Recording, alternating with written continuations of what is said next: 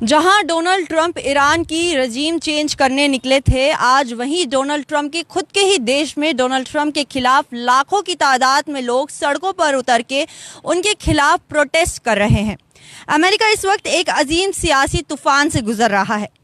President Donald Trump की हुकूमत के खिलाफ मुल्क भर में एक सबसे बड़ा ऐतिहासिक प्रोटेस्ट चल रहा है। इस प्रोटेस्ट का नाम दिया गया है नो किंग मूवमेंट, क्योंकि वहाँ के लोगों का मानना है कि जो डोनाल्ड ट्रंप है उन्होंने तानाशाही वहाँ पे बढ़ा दी है। डोनाल्ड ट्रंप एक तानाशाह के रूप में वहाँ पे नज़र आ रहे हैं, एक डिक्टेटरशिप वहाँ पे दिखाते हुए नज़र आ रहे हैं, जिसके बाद लोगों ने सड़कों पे उतर के, और लगभग 80 से 90 लाख लोगों की तादाद थी, 80 से 90 लाख से भी ज़्यादा लोग सड़कों पे उतर आए। और उसके बाद सबके हाथों में एक पोस्टर्स थे, बैनर्स थे, जिस पे लिखा था no king Trump must go और एंड द वॉर। यानी जो डोनाल्ड ट्रंप ईरान की रिजीम चेंज करने की बात कर रहे थे, जो डोनाल्ड ट्रंप जिसने ये वॉर शुरू की थी ये कह के कि वो वहाँ की रिजीम चेंज करेंगे, जिन्होंने आज से कुछ टाइम पहले, अगर हम आपको तस्वीरों को पीछे लेते हुए चले जाए, अगर हम आपको बता दें कि कर्मा असल में क्या होता है और कर्मा जब आता है तो वो कैसा दिखता है, तो बिल्कुल डोनाल्ड ट्रंप के साथ जो इस वक्त हो रहा है वो किसी कर्मा से कम नहीं है। क्योंकि अगर हम बात करें तो पिछले दिसंबर में हमने देखा कि इसी तरीके का प्रोटेस्ट ईरान के अंदर भी शुरू हुआ था। वहां पे भी लोगों के हाथ में बड़े बड़े बैनर्स और पोस्टर्स थे, जिसमें वहां की सरकार को हटाने की बात की जा रही थी। रिपोर्ट्स के मुताबिक ये पता चला था कि इजराइल और अमेरिकन एजेंट्स ने मिलकर उस प्रोटेस्ट में आग लगाने का काम किया था, और वेस्टर्न मीडिया ने उसको बहुत ज़्यादा बढ़ा चढ़ा के पूरी दुनिया के सामने दिखाया था और ईरान के खिलाफ एक फेक नैरेटिव सेट किया था, जिसमें पूरी दुनिया को ये दिखाने पे वो मजबूर हो गए थे कि ईरान के अंदर लोगों के ऊपर जुल्म हो रहा है, लोगों के हक छीने जा रहे हैं, उनकी फ्रीडम छीनी जा रही है, उनके पास कोई राइट्स नहीं है, और ईरान के अंदर तानाशाही चल रही है, जिसको लेके वहां पे माहौल काफ़ी वक्त तक खराब रहा। उसके बाद ईरान ने साफ तौर पे भी कहा था कि हमारे देश के अपने मसलों में, मामलों में कोई भी बाहर की कंट्री को दखल देने की कोई ज़रूरत नहीं है, ये हमारे देश का इंटरनल मामला है, हम अपने आप से हैंडल कर लेंगे। लेकिन डोनाल्ड ट्रंप ने इजराइल के साथ मिलकर वेस्टर्न मीडिया की मदद से ईरान को बहुत ज़्यादा बदनाम करने की कोशिश की थी, और उसी के बाद ये अब जंग शुरू हो गई, जो पिछले 4 हफ्तों से लगातार चलती हुई नज़र आ रही है। लेकिन डोनाल्ड ट्रंप का खोदा हुआ जो गड्ढा था, एक बार हम कह सकते हैं कि जो गड्ढा उन्होंने ईरान के लिए खोदा था, अब वो उसी में बुरी तरीके से गिरते हुए नज़र आ रहे हैं।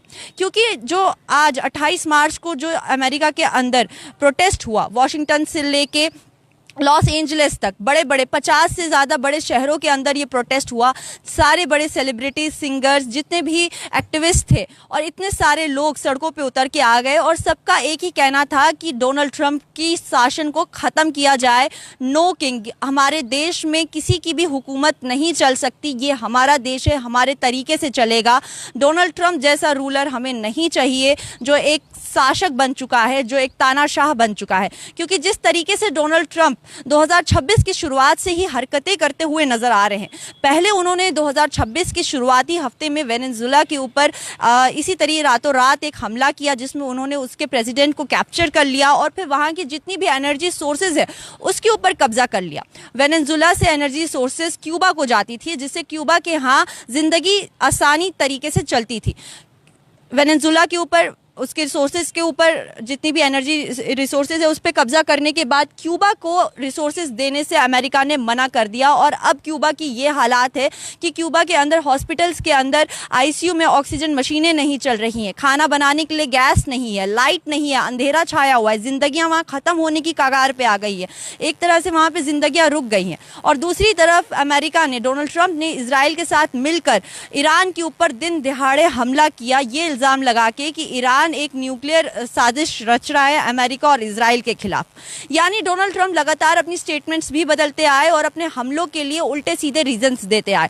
वेनेजुएला के प्रेसिडेंट को कैप्चर करने के लिए उन्होंने रीजन दिया, वो ड्रग्स की तस्करी करता है, और उस ऐसी कंट्री के हाथ में इतनी सारी रिसोर्सेज होना एक खतरे की बात है। जिसके बाद उन्होंने वेनेजुएला के ऊपर कब्जा किया तो क्यूबा की लोगों की जिंदगी को नर्क बना दिया, वहीं पे ईरान के ऊपर न्यूक्लियर का बहाना करके उसके ऊपर अटैक किया और एक वॉर लाइक सिचुएशन सिचुएशन बना दी, जिसके अंदर सिर्फ ईरान, इजराइल और अमेरिका ही नहीं, अलग से बाकी 15 गल्फ कंट्रीज़ को घसीटा गया और उनको एक वॉर जोन में तब्दील कर दिया गया।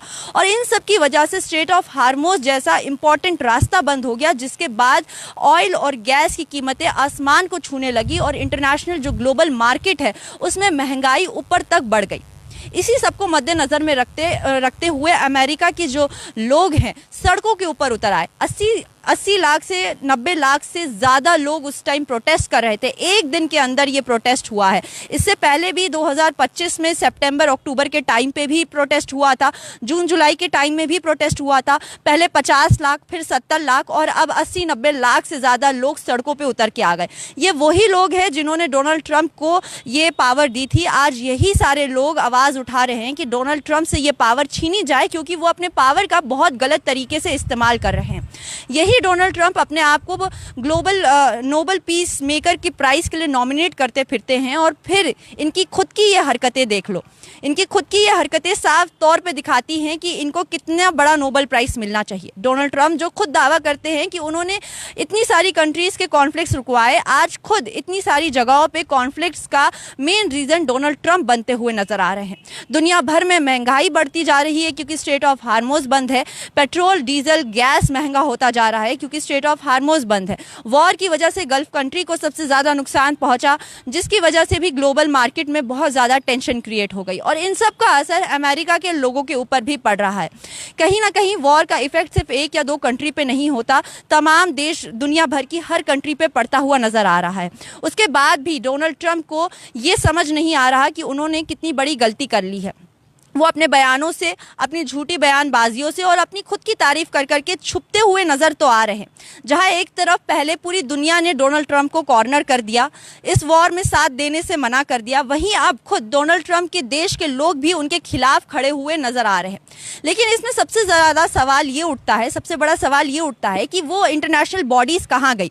UN जैसी इंटरनेशनल बॉडीज़ जो इन्हीं सारे मसलों के लिए बनी थी कि जब दुनिया में कोई तानाशाह किसी कंट्रीज़ के ऊपर, कहीं के लोगों के ऊपर इस तरीके से जुल्म करना शुरू कर दे, तब ये बॉडीज उन कंट्रीज को सपोर्ट करे या कम से कम ऐसे कॉन्फ्लिक्ट्स को रोकने में मदद करे।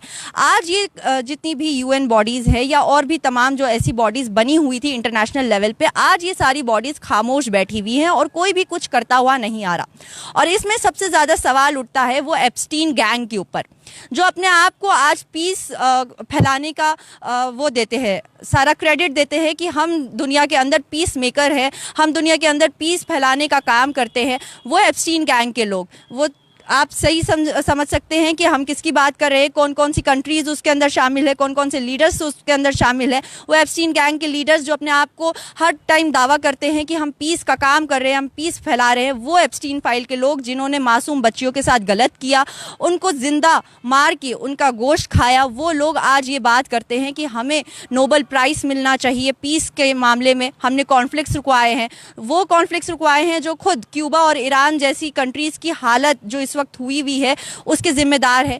फिलिस्तीन में जो हो रहा है मासूम बच्चों के साथ इतने सालों से, उसके जिम्मेदार हैं। वो कहते हैं कि हमें नोबल प्राइज़ मिलना चाहिए पीस के मामले में। आज डोनाल्ड ट्रंप ने, आज खुद उनकी कंट्री में जो हो रहा है वो एक सबसे बड़ा एग्जाम्पल है कि अगर आप गलत करते हो तो आपको उसका जो फल है, उसकी जो सज़ा है आपको इसी दुनिया में मिलती है। आप जैसा पेड़ लगाओगे आप वैसा फल पाओगे। डोनाल्ड ट्रंप ने जो हरकतें की है, आज खुद उनका देश के लोग उनके खिलाफ खड़े हुए नजर आए हैं। वो भी 1 या 2-3 हज़ार में नहीं, 80-90 लाख की तादाद में लोग खड़े हुए नजर आए हैं। और सिर्फ यही नहीं, लोग ही नहीं, हर कैटेगरी से वहाँ पे लोग शामिल हुए हैं, चाहे वो हॉलीवुड के एक्टर्स हो, सिंगर्स हो, चाहे वो सोशलिस्ट हो, वर्कर्स हो, तमाम लोग, छोटे बड़े, बच्चे बुजुर्ग, हर कोई उस प्रोटेस्ट में शामिल हुआ। और सबकी यही मांग थी कि डोनाल्ड ट्रंप को हटा दिया जाए, उसकी जो तानाशाही है उसको ख़त्म कर दी जाए। हमको ऐसी तानाशाही नहीं चाहिए, क्योंकि डोनाल्ड ट्रंप ने जो हरकतें की हैं, एक तो पहली बात जो ईरान के साथ उन्होंने वॉर की है, और दूसरा सभी लोग अच्छे से जानते हैं कि अमेरिका कितने ज़्यादा कर्जे में है और इतनी ज़्यादा महंगाई अमेरिका के अंदर बढ़ती जा रही है। जिस कदर डोनाल्ड ट्रंप ने टैरिफ लगा के डोनाल्ड ट्रंप की कंट्री डिपेंडेंट है बाकी कंट्री से प्रोडक्ट खरीदने के लिए। अगर वो महंगा टैरिफ पे प्रोडक्ट्स खरीदती है तो ये जाहिर सी बात है कि उसके देश में लोगों के लिए महंगाई और ज़्यादा बढ़ती जाएगी। तो वहाँ के लोग जो है, अमेरिका के जो लोग हैं, वो बहुत ज़्यादा डोनाल्ड ट्रंप से इस वक्त खफा है, क्योंकि डोनाल्ड ट्रंप ने एक तो ईरान के साथ वॉर करके पूरी तरीके से अमेरिका को ग्लोबल लेवल पे बदनाम कर दिया है। और आज जितनी भी मार्केट्स में टेंशन है, ग्लोबल मार्केट में टेंशन है, उसका सारा असर अमेरिका के लोगों के ऊपर पड़ रहा है कहीं ना कहीं जाकर। तो ये सबको मद्देनज़र में रखते हुए खुद अब डोनाल्ड ट्रंप की कंट्री के ही लोग उसके खिलाफ आ गए हैं। और अब पूरी दुनिया को ये समझना चाहिए कि जो पहले शांति से बैठे हुए थे, अब वो कहाँ जाके चुपचाप बैठे हुए हैं, जब इतनी ज़्यादा हिंसा इस दुनिया में फैल रही है। और डोनाल्ड ट्रंप, जिसके वो दोस्त बने फिरते थे, कंधे से कंधा मिलाए फिरते थे, आज जब उसी के कंट्री के लोग उसके खिलाफ हो गए हैं, अब ये कंट्रीज़ क्या बोलेंगी? जो उसके साथ खड़ी हुई नज़र आती थी, अब ये कंट्री क्या बोलेंगी, जब खुद ही के लोग, जिन्होंने खुद वोट दे के, खुद अपने से डोनाल्ड ट्रंप को इलेक्ट करके अपना प्रेसिडेंट बनाया था, आज वही लोग सड़कों पे उतर के कह रहे हैं कि उसको उसकी पावर से हटा दिया जाए क्योंकि वो उसके काबिल नहीं है, उसने अपनी पावर का बहुत ज़्यादा गलत इस्तेमाल किया है और मासूम लोगों के ऊपर जुल्म किया है और गलत तरीके से चीज़ों के ऊपर कैप्चर किया है। तो जो डोनाल्ड ट्रंप की असलियत थी वो दिन ब दिन वैसे ही सामने आ रही थी, खुद उनके बयानों से उनकी हकीकत सामने आ रही थी। लेकिन जिस तरीके से 28 मार्च को जो प्रोटेस्ट हुआ है, उसके बाद ये पूरे ग्लोबल लेवल पे क्लियर हो गया है कि डोनाल्ड ट्रंप ने जो किया वो बहुत गलत किया और अब खुद उनके देश के लोग उनके साथ नहीं है।